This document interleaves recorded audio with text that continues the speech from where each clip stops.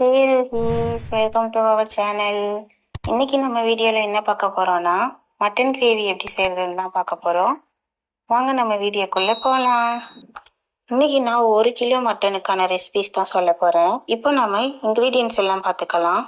அன்னாச்சி பூ 1, மிளகு 1 டீஸ்பூன், ஜாதி பத்திரி 4 துண்டு, ஏலக்காய் 1, சோம்பு 1 டீஸ்பூன், மல்லி 1 டீஸ்பூன், பட்டை 2 துண்டு, சுக்கு 1, கிராம்பு 2 துண்டு, குறுமிளகு 1 டீஸ்பூன், பிரிஞ்சி இலை 2 பெரிய வெங்காயம், 2 பெரிய தக்காளி, 1 கைப்பிடி மல்லி, 1 கிலோ மட்டன், இஞ்சி பூண்டு பேஸ்ட்டு 1 டீஸ்பூன், 1 டீஸ்பூன் மிளகாய்த்தூள். நான் இஞ்சி பூண்டு பேஸ்ட்டு தனித்தனியாக அரைச்சி வச்சுருக்கதுனால இப்படி தனித்தனியாக எடுத்திருக்கேன்.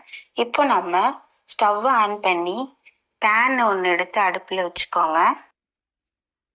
இப்போ நம்ம எடுத்து வச்சிருந்த ஸ்பைசஸ் எல்லாம் அதில் ஆட் பண்ணி ட்ரையாக ரோஸ்ட் பண்ணி எடுத்துக்கலாம்.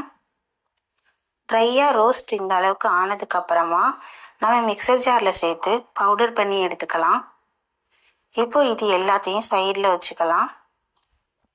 இப்போ நம்ம ஸ்டவ்வை ஆன் பண்ணி வானொலி எடுத்து வச்சு ஒரு 100 கிராம் நல்லெண்ணெய் போட்டுக்கலாம். இதில் நம்ம பெரிய ஜீரகம் ஆட் பண்ணிக்கலாம் 1 ஸ்பூன். பெரிய ஜீரகம் நல்லா பொரிஞ்சதுக்கு அப்புறமா நம்ம எடுத்து வச்சிருந்த 2 வெங்காயத்தை நம்ம அதில் ஆட் பண்ணிக்கலாம். அதை நல்லா பொன்னிறமாக வறுத்ததுக்கு அப்புறமா எடுத்து வச்சிருந்த இஞ்சி பூண்டு பேஸ்ட்டையும் சேர்த்துக்கோங்க. அதை நல்லா வதக்கி விட்டுட்டு எடுத்து வச்சிருக்க தக்காளியையும் சேர்த்துக்கோங்க. தக்காளி நல்லா வதங்கினதுக்கு அப்புறமா இப்போ நம்ம மிளகாய்த்தூள் போட்டுக்கலாம். நம்ம பவுடர் பண்ணி வச்சிருந்த ஸ்பைசஸ் எல்லாம் அதுலேயே ஆட் பண்ணிக்கலாம். அந்த ஸ்பைசஸையும் நல்லா வதக்கிட்டு மட்டனை இப்போ நம்ம சேர்த்துக்கலாம்.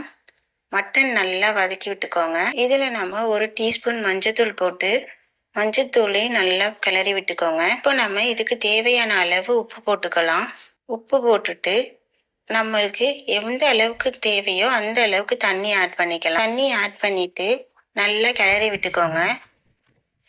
நல்லா கிளறி விட்டு ஒரு மூடி போட்டு மூடிடுங்க. இப்போ அது நல்லா சுண்டி வந்ததுக்கு அப்புறமா லாஸ்ட்டாக நான் மல்லித்தலையை தூவி விட்டு நல்லா கிளறி இறக்கிட்டோன்னா சூடான சுவையான மட்டன் கிரேவி ரெடி. இந்த ரெசிபியை நீங்களும் உங்கள் வீட்டில் ட்ரை பண்ணி பாருங்கள். ட்ரை பண்ணி பார்த்து எப்படி வந்துச்சுன்றதையும் கமெண்ட்டில் வந்து சொல்லுங்கள். ஏதாவது டவுட் இருந்தாலும் கமெண்ட்டில் கேளுங்க, நான் உங்களுக்கு ரிப்ளை பண்ணுறேன். இந்த வீடியோ உங்களுக்கு பிடிச்சிருந்தா சப்ஸ்கிரைப் பண்ணிக்கோங்க, லைக் பண்ணிக்கோங்க. பக்கத்தில் உள்ள பெல் ஐக்கானையும் கிளிக் பண்ணி ஆனுங்கிற ஆப்ஷனையும் எனேபிள் பண்ணி வச்சுக்கோங்க. அப்போ தான் நான் போடுற வீடியோ எல்லாம் உங்களுக்கு டக்குன்னு வரும். ஸ்டே டியூன் ருகீஸ். பாய்.